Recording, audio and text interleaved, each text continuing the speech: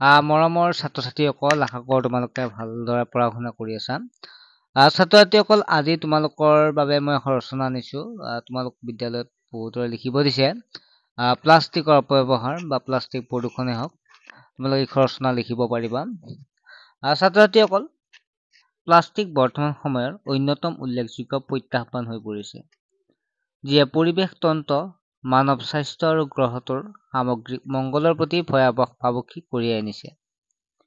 এই বিষয়টোৰ জৰুৰীতাক আমি স্বীকাৰ কৰি বহনক্ষম সমাধান বিচাৰিবলৈ সামূহিকভাৱে কাম কৰাৰ সময় আহি পৰিছে। বহুমুখী আৰু সুবিধাজনক সামগ্ৰী প্লাষ্টিকে আমাৰ জীৱনৰ প্ৰায় প্ৰতিটো দিশতে বিয়পি পৰিছে। পেকেজিঙৰ পৰা নিৰ্মাণ, স্বাস্থ্যসেৱাৰ পৰা পৰিবহণলৈকে ই এক অপৰিহাৰ্য ভূমিকা পালন কৰে। কিন্তু ইয়াৰ স্থায়িত্ব আৰু অৱক্ষয়ৰ প্ৰতিৰোধ ক্ষমতাই ইয়াক পৰিৱেশৰ বাবে এক ভাবুকি কৰি তোলে। প্ৰতি বছৰে ৩০ কোটি টনতকৈ অধিক প্লাষ্টিকৰ আৱৰ্জনা উৎপন্ন হয়, যাৰ এক উল্লেখযোগ্য অংশ আমাৰ সাগৰ, নদী আৰু লেণ্ডফিলত শেষ হয়। প্লাষ্টিকে সাগৰীয় জীৱ, স্থলজ পৰিৱেশ তন্ত্ৰ, আনকি মানুহৰ স্বাস্থ্যতো বিৰূপ প্ৰভাৱ পেলায়। প্লাষ্টিক প্ৰদূষণে পৰিৱেশ তন্ত্ৰত বিধ্বংসী ৰূপ ধাৰণ কৰে, প্ৰাকৃতিক প্ৰক্ৰিয়াত ব্যাহত জন্মায় আৰু জৈৱ বৈচিত্ৰ্য বিপন্ন কৰে। সাগৰীয় জীৱ-জন্তুৱে ভুলতে প্লাষ্টিকৰ ধ্বংসাৱশেষ সেৱন কৰে, যাৰ ফলত শ্বাসৰুদ্ধ হৈ পৰে, পাচনতন্ত্ৰ বন্ধ হৈ পৰে আৰু মৃত্যু হয়। প্লাষ্টিকৰ আৱৰ্জনাবোৰে সাগৰীয় জীৱবোৰক জটিল কৰি পেলায়, যাৰ ফলত ইহঁতৰ গতিশীলতাত বাধাৰ সৃষ্টি হয় আৰু গুৰুতৰভাৱে আঘাতপ্ৰাপ্ত হয়।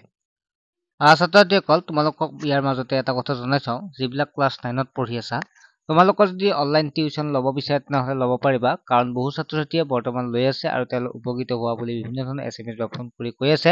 চ' তোমালোকে ল'ব পাৰিবা, কাৰণ মাত্ৰ 49 টকাত যিবিলাক দুখীয়া ছাত্ৰ-ছাত্ৰী আছে তোমালোকৰ বাবে সুবিধা হয় অনলাইন মাধ্যমত টিউচন। ছাত্ৰ-ছাত্ৰীসকল, তোমালোক যিটো হোৱাটছএপ নাম্বাৰ দেখা পাইছে, এই নাম্বাৰতে SMS কৰি এতিয়া এই সুবিধা লওক। এতিয়া আহিছোঁ নেক্সটটো। প্লাষ্টিক প্ৰদূষণৰ বিৰুদ্ধে যুঁজিবলৈ বহুমুখী পন্থাৰ প্ৰয়োজন, য'ত ব্যক্তি, সম্প্ৰদায়, চৰকাৰ আৰু উদ্যোগ জড়িত হৈ থাকে।